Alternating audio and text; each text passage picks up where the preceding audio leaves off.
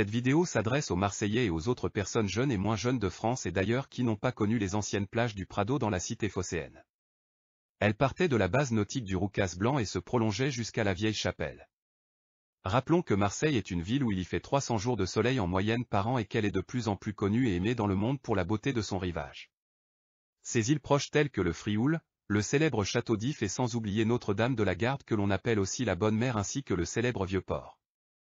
Avant le début des années 70, les plages du Prado n'étaient pas du tout appréciées par la plupart des Marseillais et des touristes. Il faut dire aussi que ces plages ne donnaient pas du tout envie de se baigner. D'une part, le banc de sable bordé par la route juste au-dessus, s'étalait sur 5 à 10 mètres de large et d'autre part, l'eau était très polluée car l'Uvonne, fleuve qui traverse Marseille et qui se jette dans la Méditerranée au niveau du Prado était devenu au fil des années un égout à ciel ouvert. D'ailleurs une dame née en 1948 m'a raconté qu'elle avait contracté à l'âge de 10 ans la poliomyélite en se baignant à la plage du Prado tout près de l'embouchure de l'Uvonne. Le Mistral et la houle transportaient toutes sortes de déchets à cet endroit et le sable était recouvert de tous ces détritus. En 1968, le conseil municipal valide le projet d'aménagement sur une première tranche des plages du Prado du Roucas Blanc à l'Uvonne. Ce projet de réalisation consistait à agrandir au maximum la petite plage de sable qui existait alors en un espace de 200 mètres de large avec des buttes de gazon, pas de sable mais du petit gravier et de belles pelouses, quelques restaurants, des boutiques, une base nautique, des buvettes et autres commodités telles que les WC. Mais avant tout cela, il fallait se débarrasser des remblais retirés du creusement des tunnels de la première ligne du métro qui commençait à la place Castellane et qui se terminait à la Rose dans le 13e arrondissement tout en passant sous la gare Saint-Charles qui se trouve à 2 pas de la Canebière. Les remblais étaient un vrai problème pour la mairie de Marseille, une partie avait été déposée dans une grande propriété qui surplombait la corniche, un propriétaire d'un grand domaine au courant du projet des futures plages du Prado suggéra au premier magistrat de la ville de faire déverser tous ces remblais dans la mer comme cela s'est fait à partir de 1968 à la Marina Baie des Anges à Nice et aussi pour le remblayage de la mer en 1975 lors de l'extension de l'aéroport de Nice-Côte d'Azur. C'est le 17 juillet 1977 que fut inauguré ce complexe balnéaire des plages du Prado, au terme de plusieurs années de travaux qui permirent de gagner 20 hectares sur la mer. Après la fin de l'aménagement de la tranche située au nord de l'Uvonne, soit la zone située à droite de la statue de David en regardant la mer, dans les années 1980, la municipalité s'est attaquée à la partie sud du Prado. Si certains projets ont vu le jour comme la réalisation de parkings, d'un pôle d'attraction avec restaurants et boutiques au rond-point de Bonneveine, Escale Borelli, ou même un service de navette avec le Vieux-Port, d'autres ne se sont jamais concrétisés. Au total, le parc du Prado tout confondu, c'est 26 hectares de superficie, soit 35 terrains de football et tout ce littoral s'étend sur 3,5 km. Il y a 6 plages au total, Prado Nord, Prado Sud, l'Anse de Bonneveine, la Vieille Chapelle, la plage Borelli et enfin la plage de l'Uvonne. Il y avait des surveillants du service des jardins et des espaces verts de la ville de Marseille qui circulaient en scooter, ils avaient un PC à l'entrée du parc juste en face du bar, le Robinson, à noter que ce beau site n'était pas clôturé. La nuit c'était open bar, quoique de nos jours rien n'est changé sauf que les surveillants ne sont plus là. Au début beaucoup d'élus marseillais pensaient que cet aménagement était provisoire, il était prévu la construction de piscines et autres équipements sportifs mais finalement, le lieu est aménagé de façon élémentaire, laissant surtout la place à un espace de verdure, libre et sans habitation. Face à l'engouement des Marseillais pour ce nouvel espace de vie et aussi peut-être pour des raisons budgétaires, il a été décidé lors d'un conseil municipal qu'il resterait tel que. Création d'un nouveau quartier à part entière. La volonté de départ de la municipalité était de créer un nouveau quartier dans cette zone de Marseille. C'est pourquoi les modifications n'ont pas seulement concerné l'espace où se trouve le parc balnéaire du Prado.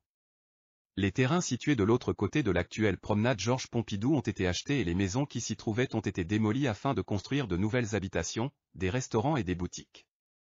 Et pour que tous les Marseillais, plus ou moins aisés, puissent habiter les résidences de la plage, les logements sont à la fois sociaux et libres, c'est-à-dire mis à la vente ou à la location librement sur le marché. Pour la deuxième tranche des travaux, il était envisagé de mettre en chantier sur la plage juste en face de l'hippodrome Borelli, un espace pour les véliplanchistes avec des gradins, buvettes, points d'eau, des cascades, un grand parc aquatique couvert pour toutes les saisons avec des toboggans très hauts ainsi que des piscines à vagues et des rivières à bouée côté plage de Bonneveine. Au final, comme pour la première tranche, l'aménagement de ce côté des plages du Prado est resté à la fois simple et fonctionnel. Au fur et à mesure des années, face à la demande de nombreux usagers, des constructions en bois sont petit à petit installées sur les plages pour abriter des postes de surveillance avec des maîtres nageurs de la police nationale, des buvettes, des sanitaires, des douches, accueil pour les handicapés, base de loisirs pour les enfants. Il y a eu quelques critiques, telles que le manque de sable car le gravier est moins confortable, pas assez d'arbres, places de parkings insuffisantes. Les plages du Prado sont rapidement devenues les plus fréquentées du littoral marseillais. Au début on pensait que cet espace serait fréquenté uniquement l'été, or, de nos jours, les Marseillais et les touristes continuent à fréquenter ces espaces en toute saison. Les anciennes plages du Prado n'avaient pas que des inconvénients, certains Marseillais disent que c'était le bon temps et d'autres le contraire. Pour les nostalgiques des plages d'avant 1977, c'était la Dolce Vita comme diraient les Italiens. Il y avait un camping au carrefour de l'avenue Pierre Mendès France et de l'avenue de Bonneveine, il y avait une belle ambiance familiale, le Twist et le Madison s'invitaient souvent dans les jambes des jeunes et moins jeunes. C'est vrai qu'à cette époque les gens étaient plus tolérants et moins sensibles aux nuisances sonores. Pendant les vacances d'été, les Marseillais et les touristes se déplaçaient le soir pour aller au bal des quartiers environnants. Il y avait aussi des familles qui faisaient du camping sauvage sur les plages, il n'y avait pas trop d'interdits par rapport à nos jours. Sur la plage de Luvone juste en face l'hippodrome Borelli il y avait un super restaurant qui s'appelait « La Mer », le chanteur Tino Rossi avait des actions de cet établissement. Au rond-point de la statue de David il y avait le snack bar et glacier, les Mouettes, en plein saison d'été il y avait une grande file d'attente pour la restauration. Dans ce même établissement le week-end à la bonne saison et même aux beaux jours en hiver, les parents et les enfants dégustaient de bonnes glaces, des gaufres, des panisses et aussi des chichis marseillais nature ou au chocolat. Le soir il y avait de bonnes odeurs de grillades de viandes ou de poissons sur la promenade de la mer. C'était une autre époque, on ne peut pas les comparer et ni les opposer. Maintenant nous avons le confort mais il reste à régler quelques problèmes d'incivilité tels que les fumeurs qui jettent leurs mégots à même le sable ou le gravier, les gens qui mettent la musique à tue-tête, ceux qui laissent leurs détritus sur place. Comme dans la plupart des plages en France et ailleurs, il faut être vigilant, il y a quelques vols lorsque le gens s'absente un moment pour aller se baigner. De ce côté des efforts ont été faits, patrouille de policiers et depuis 2 ou 3 saisons avec la mise en place gratuite des casiers pour déposer ses affaires qui se trouvent juste à côté des postes de secours. C'est vrai qu'il n'y avait pas toutes ces infrastructures que nous avons de nos jours, les douches, les WC, les aménagements pour les handicapés, les aires de jeu pour les enfants, la modernité des postes de secours des maîtres nageurs sauveteurs bien formés. Depuis quelques années, le parc des plages du Prado Nord et Sud tout compris accueille de nombreuses compétitions sportives et autres activités annuellement.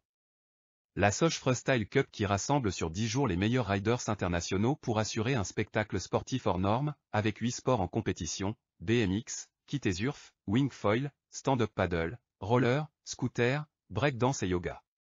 Le skatepark très fréquenté par les jeunes et par quelques adultes, le Bowl de Marseille qui se trouve sur la plage du Prado est dirigé depuis 1991 par Jean-Pierre Collinet. La Coupe du Monde de Beach Soccer a eu lieu en 2008 dans ce parc du Prado. Pour l'occasion, un stade d'été agrandi de 4000 places a pour atteindre les 8500 places. En 2016 le parc balnéaire du Prado Nord et Sud a accueilli une fan zone lors du championnat d'Europe de football, avec plus de 80 000 spectateurs de diverses nationalités. Chaque année et depuis plus de 24 ans est organisé le défi de Monte Cristo, une des plus grandes compétitions d'Europe de nage en eau libre. La prochaine organisation aura lieu du 2 au 4 juin 2023. Nous continuons la balade vers la plage de Bonneveine. Juste après le skatepark ou bowl de Marseille près de l'escale Borelli, se trouvent les 7 portes de Jérusalem ou portes de l'Orient, œuvre réalisée par le sculpteur et peintre David Soussana. Inaugurée en 1985, cette œuvre rend hommage à la culture juive dans la cité phocéenne. Nous sommes à la fin de la plage de Bonneveine et nous nous dirigeons vers celle de la vieille chapelle où l'on peut s'arrêter pour se rafraîchir et manger dans cette paillote ou ailleurs dans l'espace balnéaire du Prado. Il y a de grands espaces où l'on peut jouer à la pétanque, faire voler son cerf-volant, jouer au football, promener son chien en laisse, se détendre sur la pelouse et admirer la belle rade de notre ville. De cet endroit il y a une très belle vue sur les collines de Marseille vert. Nous pouvons voir également la plage de la Pointe Rouge qui se trouve à 2 pas. Tout ce littoral est surveillé par des gardes républicains à cheval sous le regard émerveillé des enfants.